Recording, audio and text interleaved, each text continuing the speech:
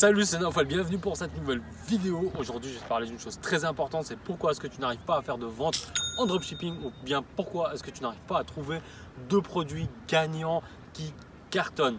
Il y a à ça plusieurs raisons. En fait, il s'agit principalement d'une chose qui est que tout le monde lance les mêmes produits avec les mêmes publicités, les mêmes boutiques, tout le monde applique les mêmes stratégies qu'ils ont appris des mêmes personnes et qu'ils répètent comme ça en boucle sans cesse et se posent des questions. Pourquoi est-ce que finalement j'arrive pas? Pourquoi est-ce que ça marche pas? Pourtant, tu vois peut-être les autres qui arrivent, qui montrent des screenshots, etc.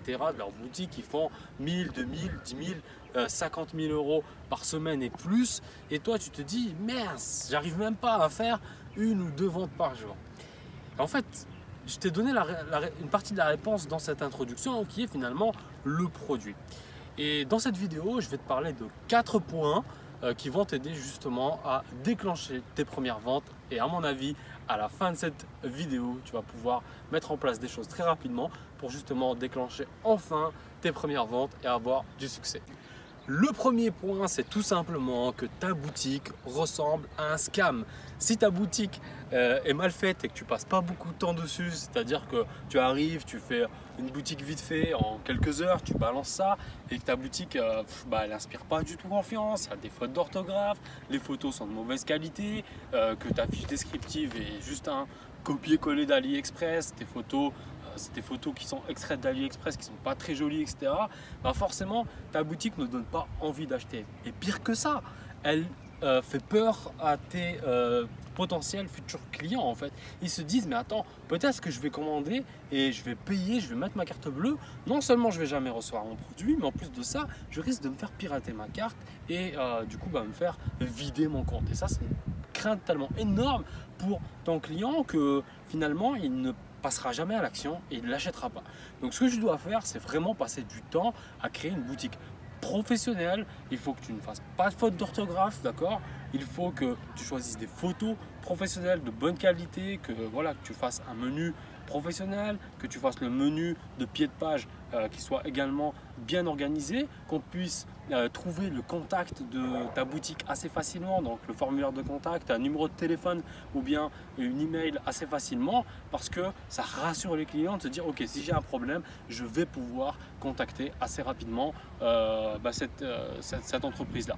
Également aussi, il faut ne pas hésiter à mettre des trust badges qui vont donc confirmer que voilà, ta boutique est une boutique sécurisée, etc. Certaines personnes ont besoin de voir ça pour justement passer à l'action. Le deuxième point pour lequel vous ne trouvez pas de produit gagnant, vous n'avez pas assez de ventes, c'est tout simplement parce que vous ne dépensez pas assez d'argent. Que vous ne dépensez pas assez d'argent sur Facebook Ads ou bien avec les influenceurs, ça revient au même. Si vous avez 30 visiteurs sur votre boutique, c'est tout à fait normal que vous ne fassiez pas de vente. Il faut dépenser un minimum d'argent pour faire des ventes sans acheter du trafic suffisamment. Donc par exemple entre 300 et 500 visiteurs, ça n'a pas beaucoup de sens de se poser la question finalement de pourquoi est-ce que votre boutique ne marche pas et pourquoi est-ce que vous ne faites pas assez de ventes. Il faut dépenser un minimum d'argent pour savoir si le produit est un produit gagnant ou pas. Et je pense qu'il faut au moins dépenser entre 80 et 100 euros juste pour tester, d'accord?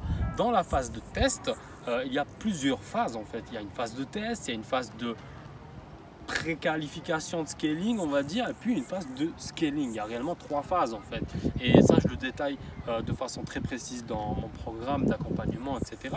Mais pour te donner une idée très rapidement ici, la première étape c'est donc dépenser 80 à 100 euros pour pouvoir définir juste en fait, est-ce que j'arrive à faire des ventes, oui ou non. Et c'est là où la majorité des gens s'arrêtent, c'est parce qu'en fait ils font une ou deux ventes, ils se disent oh je suis pas rentable, ça marche pas, je coupe. Non, là il va falloir identifier des métriques très précises, donc des datas qui sont très précises et qui vont te permettre de savoir est-ce que c'est potentiellement un produit gagnant ou pas. Et du coup là tu vas pousser le test un peu plus loin, tu vas mettre quelques optimisations et tu vas commencer à voir est-ce que ce produit peut être rentable, d'accord? Ça on arrive sur la deuxième phase, et une fois qu'on trouve le sweet spot, c'est-à-dire quelques ensembles de publicités qui sont rentables, etc., on va pouvoir commencer enfin à scaler, et c'est durant cette troisième phase seulement qu'on commence à générer réellement du cash. Si tu essayes de gagner de l'argent dès le début et si tu paniques parce que tu as mis 80 €, que tu as fait qu'une seule vente, tu n'y arriveras jamais et c'est pas comme ça qu'on fait pour obtenir du succès. Bien évidemment, il se peut que du premier coup, tu dépenses 80 € et tu fais 300 ou 400 € de vente. Mais si tu attends d'arriver dans cette situation-là, tu peux attendre très longtemps. Crois-moi, j'ai fait cette erreur également. Donc voilà, pour résumer ce point, juste voilà, il faut dépenser un peu plus d'argent pour avoir suffisamment de data finalement pour prendre la bonne décision. Le troisième point que j'aimerais aborder avec toi, c'est tout simplement les produits saturés. Il y a beaucoup de personnes qui démarrent. Qu'est-ce qu'ils font?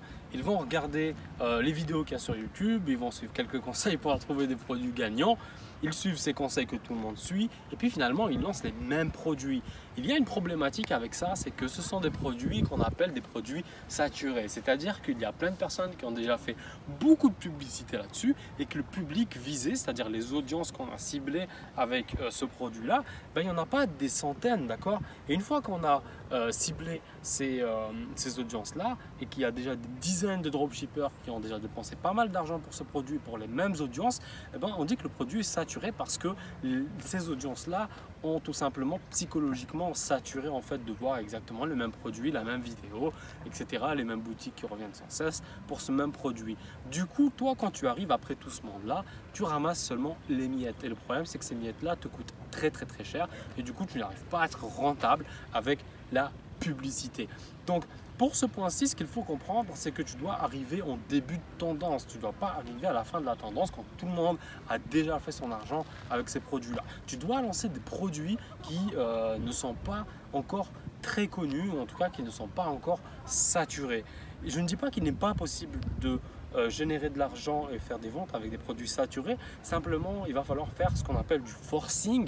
Il va falloir investir beaucoup plus en publicité et il va falloir investir plus en branding, plus en création de créatives, etc., de publicité.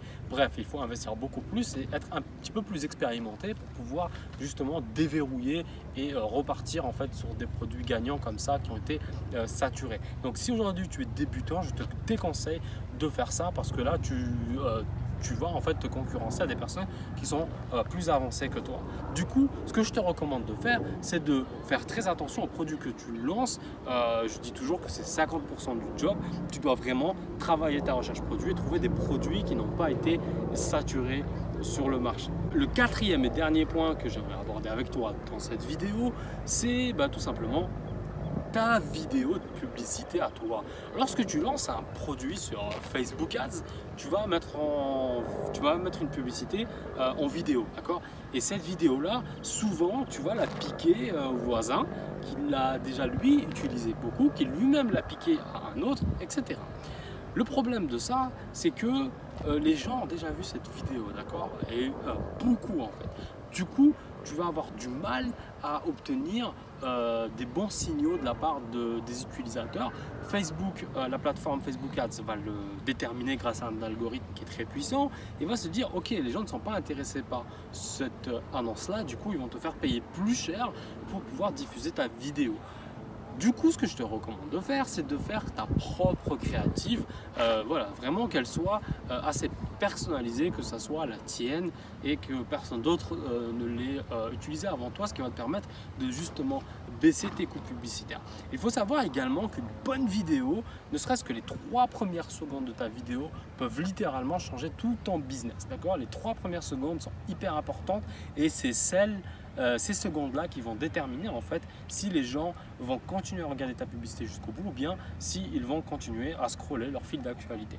Si les 3 premières secondes sont vraiment efficaces, ils vont faire ce qu'on appelle un stop scroller, donc les gens vont vraiment s'arrêter sur ta vidéo, ils vont être captivés et puis ils vont regarder ta publicité jusqu'au bout et cliquer même du coup pour venir sur ton site, ce qui va te permettre de baisser tes coûts d'acquisition de trafic et donc d'augmenter tes rentabilités derrière. Donc pour résumer ce dernier point, ce qu'il te faut, c'est faire une bonne publicité de vidéo, ne pas piquer celle du voisin.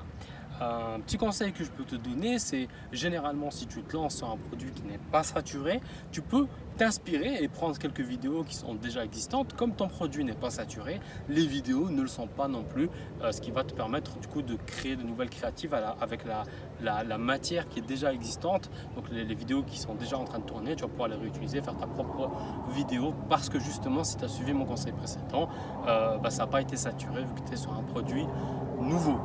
Voilà, c'était tout pour moi pour cette vidéo. J'espère que ces conseils t'auront plu. Si c'est le cas, n'oublie pas de me laisser un petit pouce bleu. Poste en commentaire tes questions, j'y répondrai avec plaisir. Je te dis à la prochaine. C'était Naofel. Ciao, ciao.